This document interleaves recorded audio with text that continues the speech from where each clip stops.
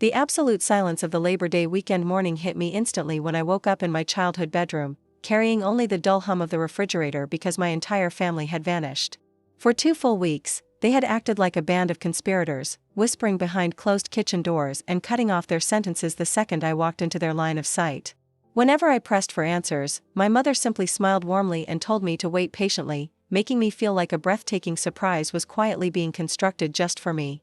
I trusted her implicitly, sleeping in the room where I grew up and waking up to an empty driveway and a condescending little note instructing me to water her fussy tomato plants.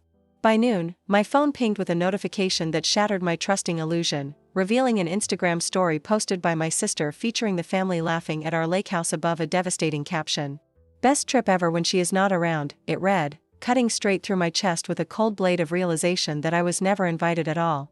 I did not react with frantic texts or ugly public comments, choosing instead to remain dangerously calm because my family completely forgot one tiny, lethal detail about that lake house title.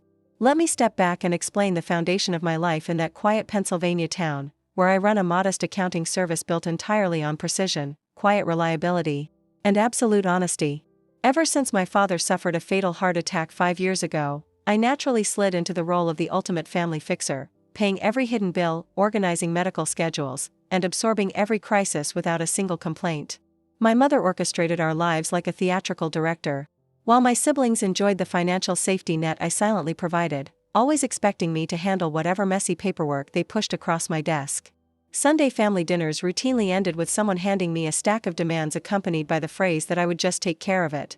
What they never realized was that I kept a thick green binder locked in my office drawer, filled with 6 years of meticulous financial receipts that proved I owned more of their precious world than they ever imagined.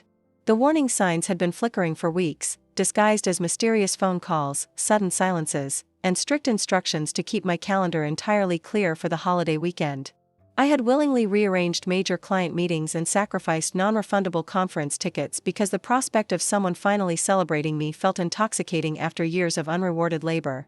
Even when I caught suitcases tucked behind the laundry room door and heard conversations abruptly die, my desperate desire to be appreciated blinded me to the ugly truth staring me right in the face.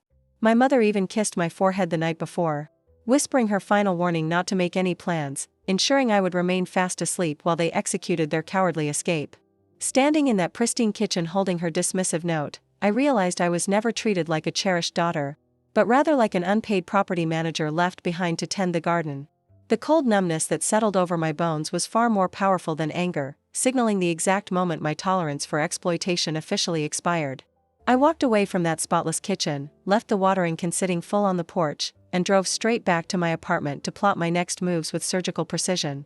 My first stop was visiting our elderly neighbor Evelyn, who had also been deliberately abandoned by my family under the flimsy excuse that she could not handle the stairs. Over simple scrambled eggs and toast, Evelyn confirmed my suspicions about the secretive trip, and casually reminded me of something crucial my late father had done years ago. He had legally made me a joint owner of the lake house property, ensuring that my name was permanently etched onto the deed alongside his own before he passed away. Armed with that explosive knowledge, I remembered that Evelyn's digital tablet was still connected to the shared family account I originally set up for her telehealth appointments. Sitting right there at her kitchen table, I opened the messaging apps and discovered a hidden group chat called the Lake Crew, where my family had spent months plotting my total exclusion. Reading through those months of digital planning felt like watching a masterclass in psychological manipulation, as my mother and siblings meticulously organized a weekend to finalize a secret real estate deal.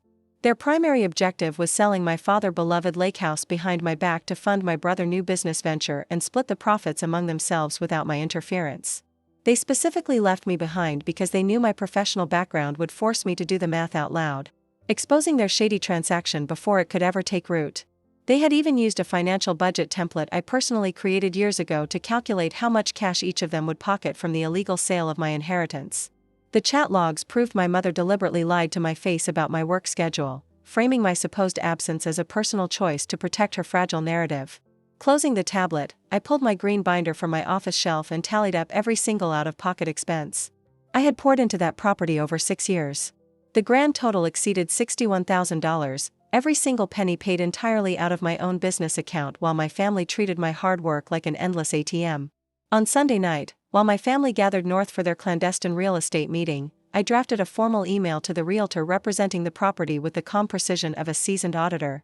I calmly informed him that I was a legal joint owner of the lake house, that the property was strictly unauthorized for sale, and that he needed to verify the title immediately. Monday morning arrived with the crisp promise of autumn, and I spent a peaceful, joyful day at the farmer's market with Evelyn, completely ignoring the mounting wave of frantic phone calls starting at 11 o'clock. By early afternoon, my phone screen looked like a flashing slot machine as missed calls and panicked text messages flooded in from my mother, brother, and sister as their secret meeting collapsed. My young niece Ava sent frantic updates about the realtor storming off the property within minutes and my mother staring in sheer horror at her phone as reality finally caught up with them. I spent the evening calmly watching a documentary in my apartment, savoring the profound peace of knowing the family caretaker had permanently resigned from her post. When my family finally limped back home the next day, my brother Justin stormed into my office building like a thundercloud, furious that I had single-handedly destroyed his business opportunity and embarrassed him publicly. He screamed about family money and loyalty before violently kicking my office wastebasket against the wall and storming out, completely blind to the mountain of debt I had quietly managed for years. Later that evening, my sister Chloe arrived at my apartment holding a grocery store lasagna and an awkward apology, admitting that our mother had manipulated her as well with elaborate lies about my absence. The intricate web of deception my mother had spun was finally tearing apart at the seams, exposing how she controlled every single one of us through manufactured guilt and isolated communication. Refusing their desperate invitations for a staged family meeting at our mother house, I instead prepared complete photocopies of my green binder documentation for every single relative involved. When I finally walked through my mother front door for the ultimate showdown, I placed the undeniable financial evidence squarely on the polished coffee table between us. Standing tall before my assembled family, I methodically read through 6 years of property taxes, insurance premiums, septic repairs, and roof replacements that I had funded entirely out of my own pocket without a single thank you. My mother attempted her usual theatrical emotional deflection before finally breaking down completely, confessing that she was drowning in secret debt and terrified of appearing like a failure after my father passing. She admitted that she exploited my willingness to help simply because it was convenient and because nobody had ever helped her when she cared for her own aging parents decades prior.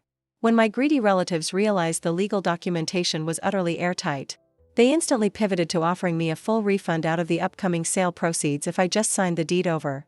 My mother even offered me absolute control over future family gatherings and finances, essentially trying to crown me the new matriarch of the household, if I simply complied with their illegal demands. I looked directly into their desperate, pleading eyes and firmly refused to sell the property, establishing absolute boundaries that protected my father's legacy from their financial recklessness. I walked out of that house into the cool September air feeling lighter and freer than I had ever felt in my entire life, having finally traded the false affection I was buying for my own dignity. In the weeks that followed, the family dynamic shifted permanently as Justin maintained his childish silence. But my mother eventually walked into my office wanting to learn how to manage her finances responsibly.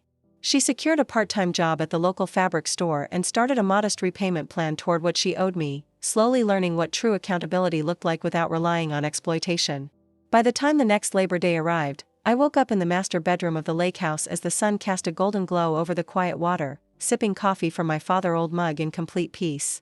My mother arrived later as an invited guest who willingly contributed her share, while my niece Ava practiced her diving off the dock and my family finally enjoyed each other company without whispers or hidden agendas. Being needed by people who only value your utility is never the same as being truly loved, and learning that vital distinction transformed my entire existence forever.